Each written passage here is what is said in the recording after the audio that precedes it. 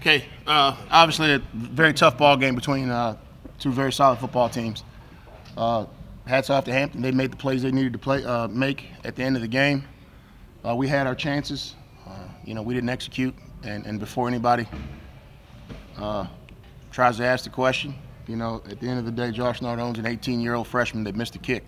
It's not the end of his career. He'll make plenty of game-winning field goals as the years go on in his career, and we're going to support him as teammates.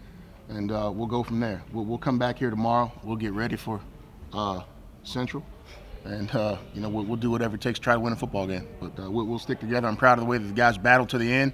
Both Coach Maynard and I said that this game would come down to one of the final plays, and it did. It lived up to the Battle of the Bay, and we're thankful to all the fans on both sides that came out and sat in the rain and supported these young men. Coach, have you talked to Josh yet? I have. Yeah, I just talked to him. Just talked to my whole team. I can imagine how he feels, but at the end of the day, we're going to support Josh.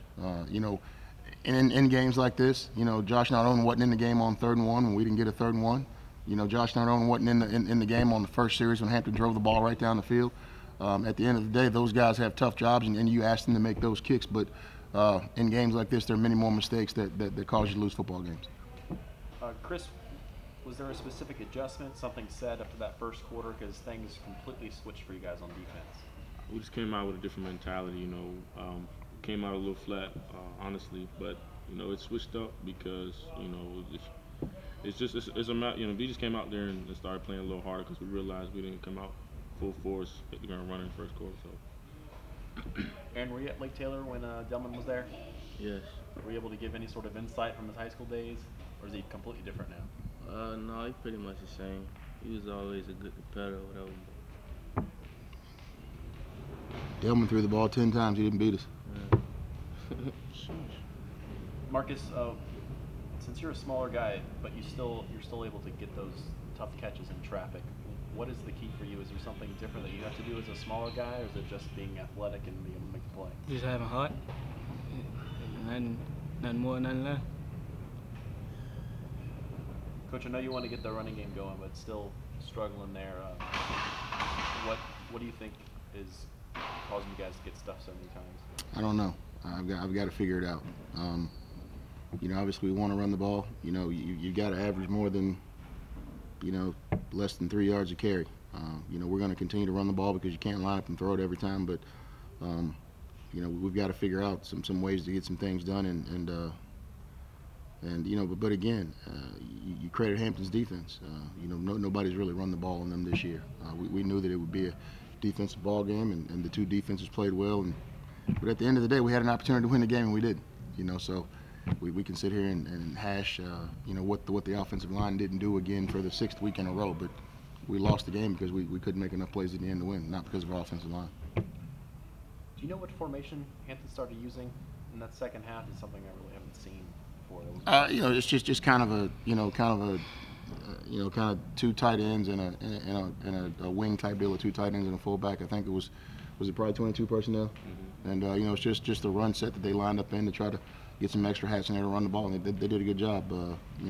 Yaki Johnson is a good back. I mean, obviously he's a kid that's been around for a long time, and he was a state player of the year here, so it doesn't shock us. Doesn't shock us that he had a good ball game today. Chris, obviously this is Battle Day and there's a lot of emotions, but you guys you were kicked away from winning the game. So is there more optimism, you think, in the team after a loss like this? We're just looking on the bright. I'm looking for the bright side. Next week, they Central conference champs. We got to come out there and play, full force because honestly, that's the measuring stick because they won the whole thing last year. So that's going to be a test, but we're going to come out and battle. So I'm excited. Coach, whenever you take over a new program, there's a rebuilding process. Where are you guys now? Are you on schedule to where you would like to be?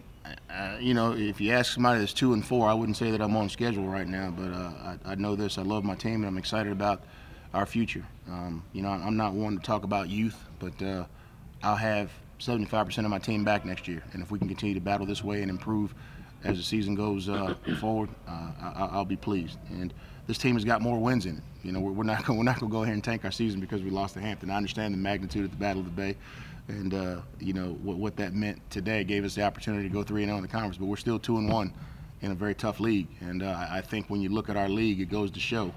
You know, Hampton was picked what, 3rd or 4th, and we're picked 7th. You know, and that's a 2-point ball game. You know, and now I look at the 2-point ball, 2-point play. Josh Nardone wasn't in the game when we gave up a safety.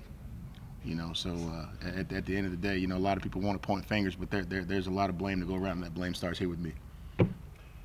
Aaron, what about Hampton's running backs are hard to defend? You guys did a pretty good job. I mean, it took them nearly 50 carries to get to where they were. So, but what makes Yaki and Shai hard to stop? I mean, I don't feel like it was hard to stop. I don't feel like they really beat us. We shot our own selves in the foot, like Coach said, with a block punt. I don't think they really got nothing to do with a block punt running back. So, Coach, you look after the first quarter. Defensively, we held them, no points. So it seems like things picked up. Are you seeing a trend over the last couple of games? Because it seems like everything picks up after that first quarter for us, offensively and defensively. I don't know, Ross. I wish I could give you a better answer. I don't know. Juwan seems like he's still progressing a little bit. You still see some things where he probably could work on. But he's just got to settle down a little bit. You know, it took him a series or 2 to get going. I mean, it was probably the biggest college game that he played in. You know, lots of people. You know, lots of ties for him. You know, there were times early in the game where he wasn't getting pressure and we didn't get the ball out. But as you just said, he did settle down and he played very well. And, you know, we need to continue as an offensive staff to make sure that we're playing to his strengths. Marcus, how much fun are you having out there? It seems like you're one of those guys that just loves playing football out there. Yeah, I do. I have a lot of fun. Do you like? How have you liked being that leader, not only in the wide receiving corps but around the team? I mean, we have a lot of leaders, but I mean, I take the role. I like the role. Coaching about Marcus, you've said so much about him, but just again, he's able to make so many plays for you guys. What does he mean to this team? He's my guy. He's one of the very first guys that committed to us when we got here. You know, he's been a dynamic playmaker from the time that he stepped on the field. And I think, you know, what he does is he demands that people play as hard as he plays. You know, when you look at somebody that plays, you know, almost every snap on offense and, you know, returns punts and kicks, you know, by the time the game's over, you know, he's played well over, you know, 80 snaps. And, you know, we tried to get him out of the game a few times today, but you can't afford to take him out of the game. And, you know, we're going to find, you know, ways to make sure that we continue to get him touches because when he touches the ball, positive things happen. And this may be one of those obscure stats that has no correlation, but every time somebody plays you, they end up being very undisciplined. You guys are tops in the MEAC when it comes to opponents taking so many penalty yards. Is there anything you can point to for a reason that happens that you get guys undisciplined on the other team? No, we just don't get a lot of penalties. You know, at the end of the day, I think we've been probably the least penalized team in the MEAC the last 3 years, and it's something that we take pride in. You know, I really don't have anything to do with, you know, it's not like we go out and try to get other guys out of their tree and to try to do other things. We just we keep our penalties down. So if anybody, you know, ends up with, you know, 11 penalties, you know, and we've got 5, you know, it's just because we're a disciplined football team. I'm not saying that they're not, but it's just something that we preach. You know, we don't try to hold, you know, we don't try to block in the back. We don't try to get into issues after the whistle and those types of things. So, Yep. Thanks, guys. Thank you.